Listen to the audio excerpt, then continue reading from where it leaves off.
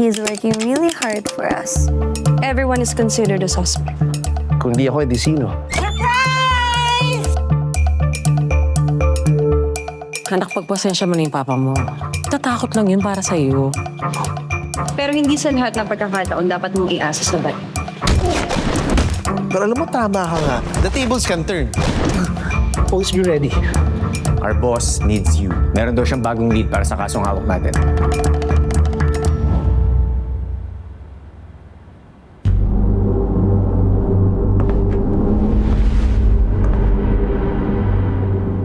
Senator Quintin ang piliin. Sigurado, maaasahan natin.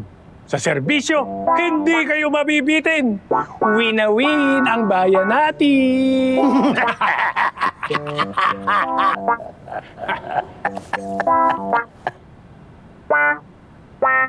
Maupo kayo, maupo kayo. Senator Quintin is our asset in the Senate. Nang dahil sa kanya, nakakakuha tayo ng malaking budget to support our operations. Ang malaking success ng ating ahensya ay dahil sa kanya. Yes, tama si paring Norberto. Ituring niyo na lang akong bangko niyo. Kasi may interes ako sa inyo.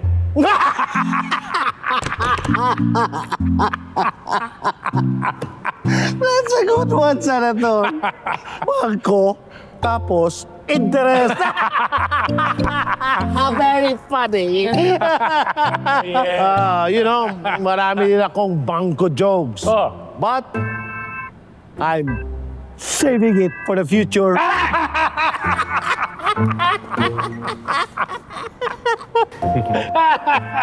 Naiyak ako. Whew. Well, anyway, enough with the jokes. I'm here because of a serious matter. So serious na pwede kong pakasalan ang matter na to. What's so funny, Agent Shano? Sorry sir, akala ko po kasi joke time pa. Joke time is over. This is a serious matter. Because this is about Congressman Salazar. Congressman Salazar, he's an ally. Alam mo yan? Yes. Kaalyado ko sa politika. Sobrang lalim na ng pinagsamahan namin. Ang dami na naming libing, kasal, binyag na dinaluhan dalawa. Pero may alingas-ngas sa party list representative Salazar. The honorable congressman may not be honorable after all.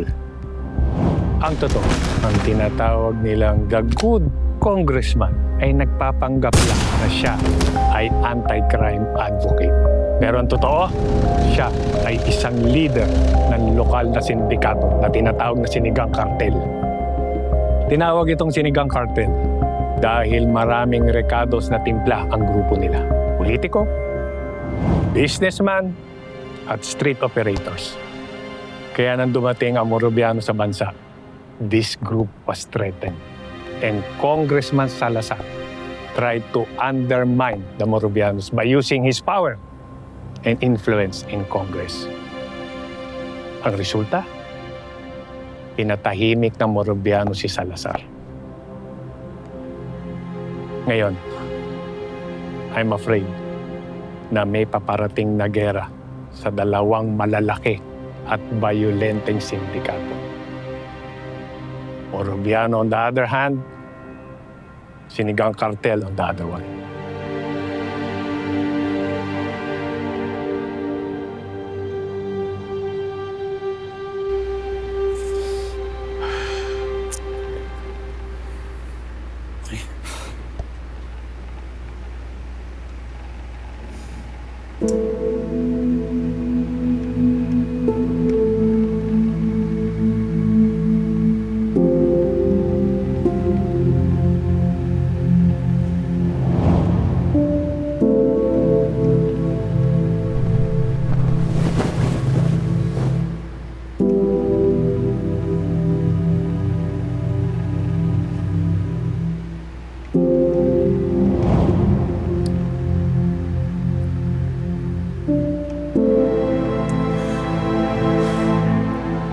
Kasi ang daming weirdo sa university na to. Basta Angelito, focus ka. Okay? Bakit kasi di na lang siya naging honest? Hindi nakagown na siya and all. Tapos tatakbo siya palayo ng simbahan. Diba? Pwede naman nag-text na lang siya. Hey love, I think huwag na natin ituloy itong kasal natin kasi may sniper rifle na nakatutok sa'yo dahil sa Italian best friend ko na obsessed pala sa akin. Diba? Pero hindi niya ginawa. Kaya si Tintin galit na galit sa kanya kasi akala niya iniwan siya sa altar for no reason. Hindi niya alam na ginawa niya yun. Because she's sacrificing her own happiness para lang mabuhay siya. Sweetheart, sabi ko naman sa'yo, di ba? Manonood tayo ng isang great love story. Kita mo naman eh. Super great love story nga. Hindi nga lang sa logical, pero great naman. Sa bagay. Love is never logical. Kaya ka nga nagmamahal kasi nagmamahal ka.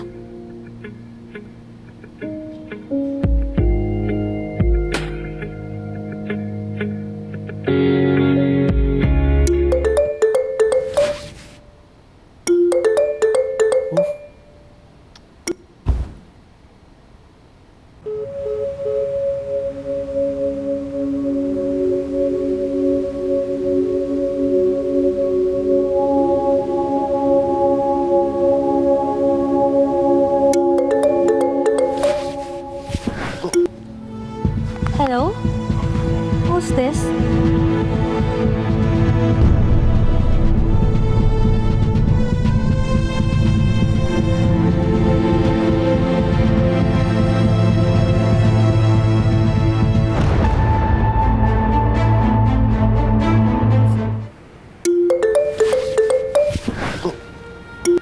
Hello? Who's this? Hello? Sino to? Hello, ma'am. May I speak to Mr. Michael D. Pinagpala? Bakit? Anong kailangan mo sa kanya? I'm Twinkle Marie and I'm calling in behalf of Speedy Cash Lending. At gusto ko lang sabihin that Mr. Pinagpala is qualified for personal loan na pwede niyang gamitin for travel, home improvement, medical expenses, and other personal plans.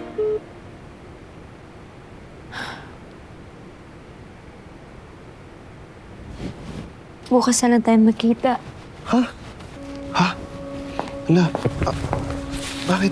Sige, hatid na kita. Wag na. Alam ko pagod ka din eh. Kailangan mo na magpahinga. Clara.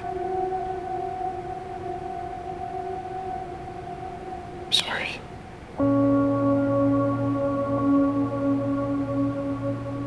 Ba't ka nagsasorry? Hindi naman ako tuod eh. Alam ko naman na frustrated ka na sa relasyon nating dalawa.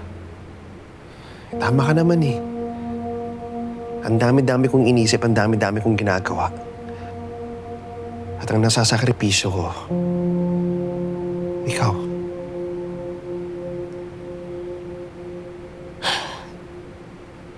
Well, hindi rin naman kita masisisi. Because I was the one who put you in that situation, so... Ikaw na naman yata dapat talaga, no?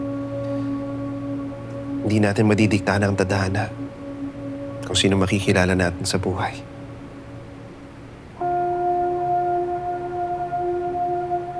How about we just make another deal? Deal? Yeah, let's make a new deal. Tulad ng una tayo nagkita. Sure. Sige. Anong deal? Gawin mo muna lahat ng kailangan mong gawin. Play the good role of a COO.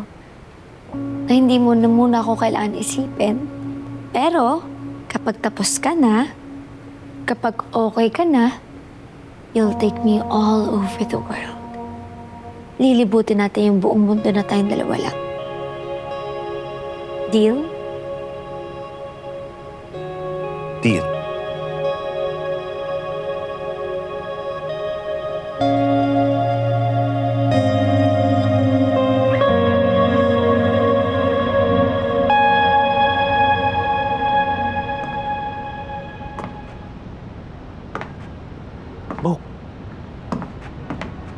Anong ginagawa mo? Bakit narinig ko para ka nagpapa 5-6 dyan? Yung sabi ko sa'yo, tawagan mo si Mikoy kasi he needs to get this new information. Si Kiara yung sumagot. Oh, magkasama sila ngayon. Baka naglalabing-labing yan. Tingin ko kailangan natin ibalik yung surveillance sa loob ng kondo ni Mikoy. Ayaw ni Mikoy na pinapanood siya. Kaya kailangan maging maingat tayo kapag tinatawagan o kinokontak natin siya. Para hindi makompromise yung asset natin.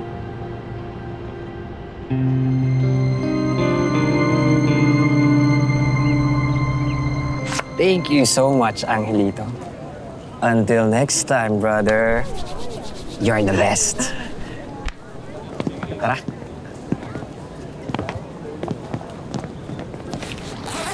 Oh, ano nangyari sa taong galit na galit kapag bina-violate yung privacy niya? Pero pagdating sa mga bullies, wala. Ano bang pake mo sa buhay ko? Aray ko? Alam mo, you're hurting my feelings. Ilang gabi na tayong magkasama matulog. Kaya syempre, concern na ako sa'yo. Kita mo na, di ba? Kita mo na what I have to deal with. Kaya please lang, huwag ko na sumabay pa. Ang dami ko nang iniisip. Hindi ko na alam gagawin ko kapag sumabay ka pa eh. I am just being a friend who's willing to help you with those bullies. Alam mo, hindi ka hinaan ng paghingi ng tulong sa iba. And no joke, sabihin mo lang ako sasapak sa uwi na yun eh. Ano? Hindi na kailangan. Huwag ka na makisali. Saka huwag ka na rin makidagdag sa gulo. Kaya ko na to.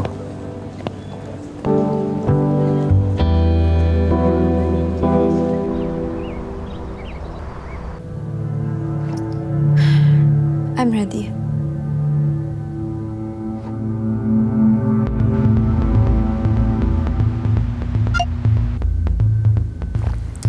Last night, we just made a big move against our enemies.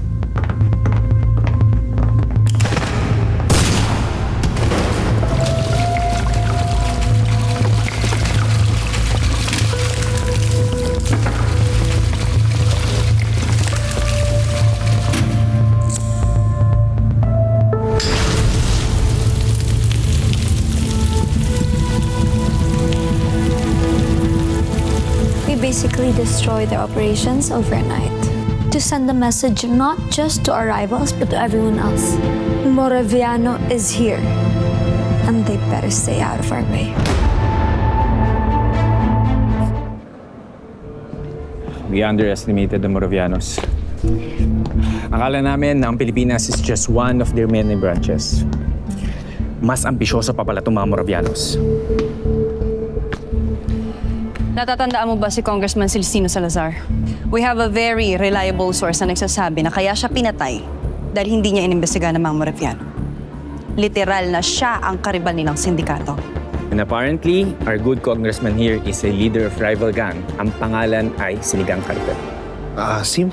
Maasim talaga. Lalo na mga operasyon nila. Illegal gambling, trafficking, prostitution, gun running, name it. Pero mas talagang maasim lang mga kaibigan natin. They want to control everything dahil gusto nila na silang maghari dito sa Pilipinas. And last night, they made their biggest move.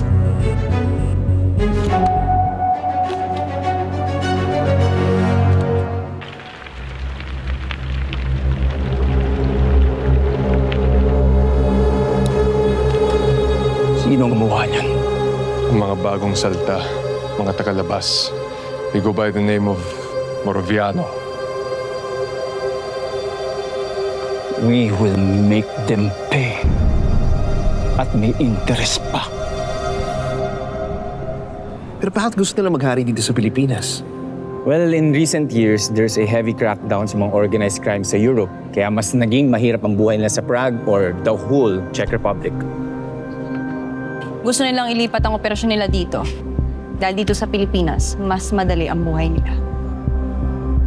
And di ba, kilala tayo sa buong mundo. We are the most hospitable country in the world. Fortunately, welcome natin dito mga kriminal at minsan, binoboto pa natin. Kaya sabi nila, it's more fun in the Philippines.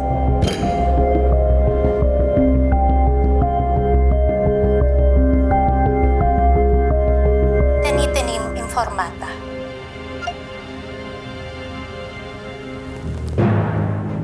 She seems happy. Well, I hope so. Lalo na ngayon na may bagong base of operations sa Moraviano.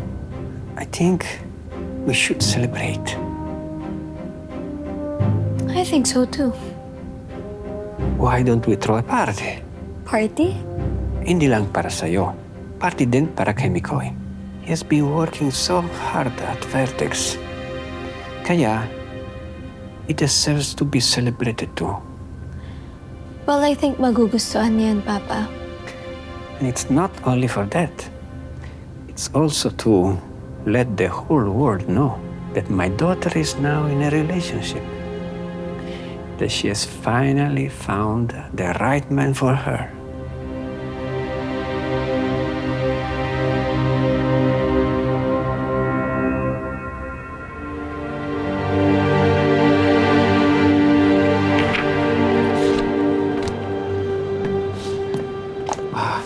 Agent Alex, may problema ako. Kailangan ko ng tulong mo. Mikoy, ang kailangan mo lang gawin ay continue working sa Vertex. Focus on manpower movement. Dahil sigurado ako may ibang tao ang mga Moraviano sa loob na nakakaalam ng mga illegal nilang operasyon. Ay, teka, hindi naman tungkol sa Vertex to eh. Kung tungkol to sa sinigang cartel, wala ka nang dapat ipag-alala. We are monitoring them as well. Saka tingin namin hindi na rin sila masyado makaka-restback dahil napilayan na sila ng mga Moraviano. Ito naman, puro work. Hindi naman tungkol sa work to eh. May tatanong lang sana ako. Tungkol kay Kiara. Anong problema ni Kiara?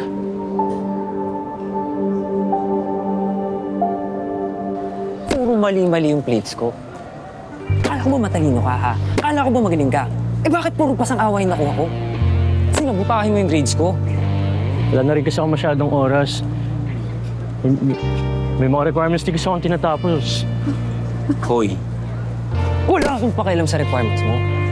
Sa sinisunod, mag-focus ka, ha? Sa lahat na ipapagawa ko sa'yo. Dahil huling chance mo na to. Pag pumalpa ka pa, mas matindi pa dito pagdadaan. Ha?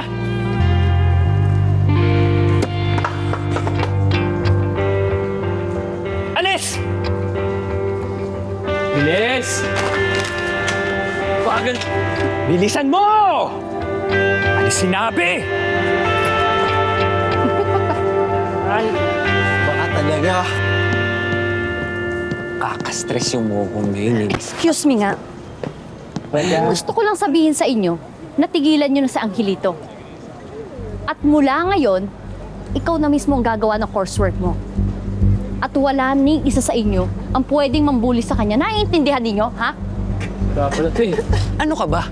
Bodyguard ng mukong na yun? His knight in shining armor? Parang gano'n na nga. Aba, well then boys. Matapang pala. Subukan natin kung may ibubuga.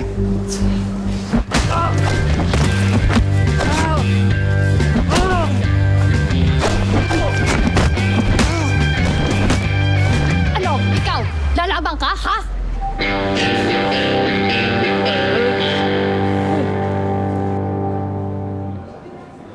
Eh, alam mo naman nagigilty ako sa kanya eh. Kahit naman ganito yung sitwasyon ko, special pa rin sa akin yung di man porket na nag-ESP ako sa mama at papa niya eh. Nawala na yung pagtingin ko sa kanya, di ba? Siyempre, gusto ko pa rin protektahan yung relasyon namin. So ano nga ang problema? Gusto ko lang sana makabawi. Alam mo yun, nagawan siya ng something special. ako? Eh, siyempre babae, King. Apo na yun. Ano kayang magpapakilig sa kanya? Any suggestions? Sige na. Bigyan mo ng flowers, chocolates. Wrong answer. Ako sa chocolates na naman. Ito naman wala na bang iba? Parang walang originality. Parang kulang sa imagination. Designer bags? Designer shoes? Wrong answer ulit. Iyayamanin nga yun, di ba? Tsaka sindikato na niya tatay. Tingin mo ba may impression sa mga designer na yan? Hindi, no? Magbakasyon kayo together. Hindi rin. Teka, na-in-love ka na ba? Teka lang, na-in-love ka na ba? Parang wala namang ka-romance yan sa buto mo. Years of being undercover, tingin mo ba may time pa ako makapag-tsuktsakan? Wow! Alam mo, hindi naman sa paghuhusga, pero huhusgahan na kita. Parang sad mo ng life mo. Ang happiness ko ay hindi kung meron o walang lalaki sa buhay ko. Ang happiness ko ay makapagpakulong ng kriminal. Alam mo, dapat tayuan ka nila ng rebulto. Iba ka rin eh, no? Naisip mo man lang ba na kapag nadiskubre ni Kiara ang katotohanan na nag-iispiya ka laban sa mga magulang, ay madudurog ang puso niya? I don't want to be the bearer of the bad news, Mikoy. Pero kapag lumabas ang katotohanan, posibleng hindi mag-survive ang relasyon yung dalawa. Siyempre, naisip ko na rin nun. Kaya nga ako nag-iisip ng mga romantic moments, di ba? Yung marami, yung kakaiba. Para kahit papano kapag nalaman niya na nagsisinungaling pala ako sa kanya, sana maalala niya mga masasayang moments na magkasama kami. Kahit nagpapanggap akong agent, alam niya na, alam niya, na totoo ako. Totoo yung puso ko.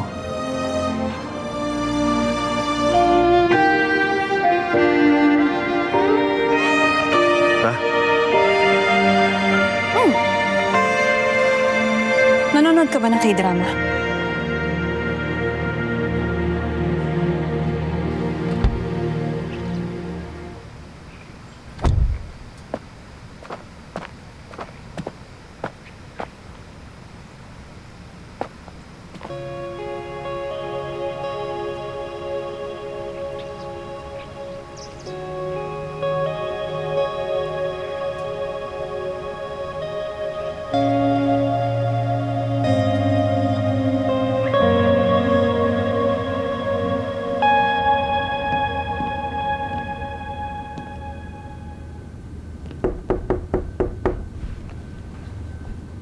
Sweetheart? May problema ba? Ha? Walang problema. Magal ako natapos kaya gusto ko sanang makapagkita sa'yo. Wow! What? May time ngayon si Mr. Busy Man. Malapit lang ako magtampo eh. Gusto mo bang lumabas? Actually, nga sana ang plano ko. Ano? Tara, pasal tayo. Ano ba nakain ngayon ni Mr. Mikoy T. Pinagpala? Kung ano man yan, keep eating it kasi I like this version of you. Di ba nasabi ko, babawi ako?